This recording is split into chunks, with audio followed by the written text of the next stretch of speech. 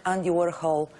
Жената, с която ще ви срещнем сега, не е известна в световен мащаб, но в българското интернет пространство е истинска звезда. Емоционалният ти монолог пред камерата на режисьора Евгений Михайлов е споделен хиляди пъти във Фейсбук, а думите й се превърнаха в нещо като символ на носталгията по социализма. Екипът ни откри жената, за която всички говорят днес в родния град Кърджали. Запишете ми, другарю! Вие сте за мене другар! Аз нося цветя, за който най-много заслужава от Българската социалистическа партия. Това е най-демократичната партия.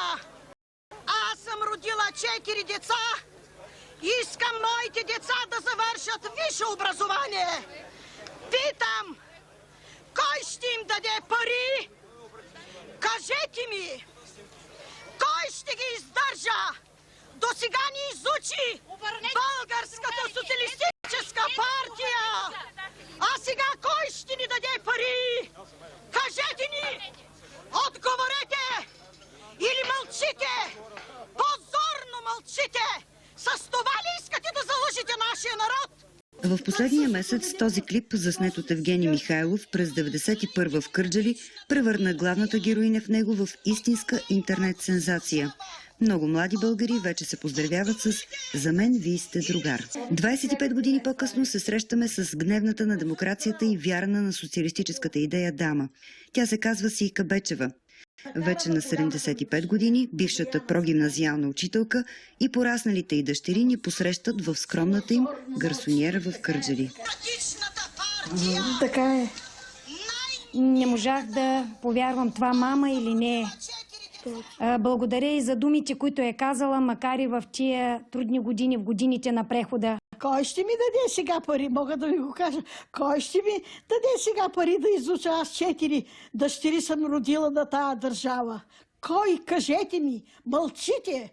Позорно мълчите. Била е притеснена, понеже ние сме били 4 сестри. Трудно ги изгледах дечицата, ама точно Искам така. моите деца да завършат висше образование. И завършиха. Питам, кой ще им даде пари? Трябват ми пари. То без пари къде? И при социализма, и при демокрацията многодетното семейство Бечеви са живеели скромно.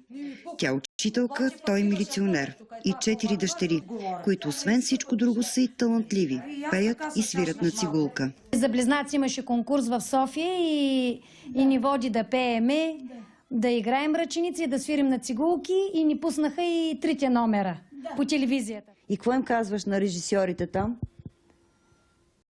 Да не им снимат обувките. Защото им бяха скъсани и такива избърсени, кални.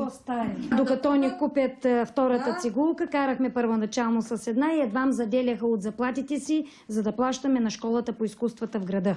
Тя завърши в София.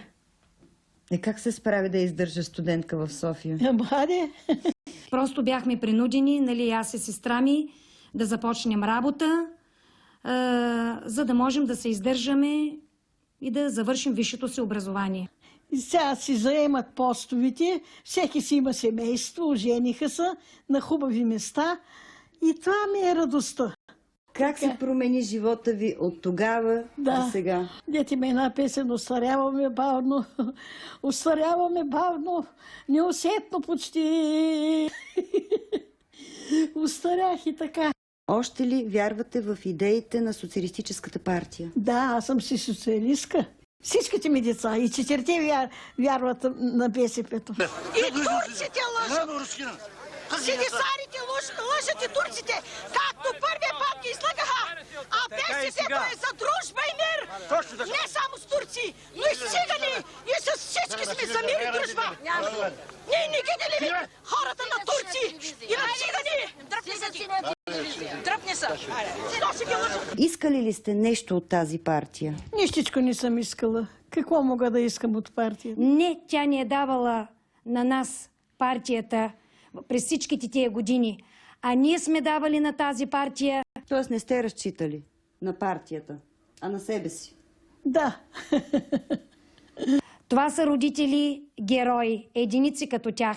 никога не са се възползвали от привилегии за това, че като многодетно семейство са можели да получат и апартаменти, и имоти, но те са гледали с честност, с труд и упорство да направят хора от нас. Ако сега отидете пак на митинг, Да, пак ли ще има този ентусиазъм, този патос, тази енергия от вас? да, същата съм си. Бившата учителка и дъщеря й, също учителка, и до днес са активисти на БСП и се надяват Конгреса да възроди столетницата. Трябва ли БСП да има ново лице? За мен няма значение, само социалист да е. След 25 години бившата прогимназиална учителка и демокрацията вече са си простили. Изучила е децата си и въпреки, че живее скромно, казва, че е щастлива. Тъгувате ли за старите години, преди 89-та година? Не, добре живеем, имаме си всичко. Ето и гарсонерка си имаме, ходи мъжа ми пазарува, хлябче взима, сиренце взима, каквото да е там. Едеме и така. 30 години трудов стаж, като учителка, 120 лева ти е пенсията Така. и ми казваш, че си щастлива. Разбира се, че съм щастлив човек. Ти да отгледаш толкова деца, как да не съм щастлива? Пием студена вода, ще пием печено ягне, ще ядем. Така, до мен вече режисьора Евгений Михайлов, който, както стана ясно, е зад камерата преди 25 години и снима монолога на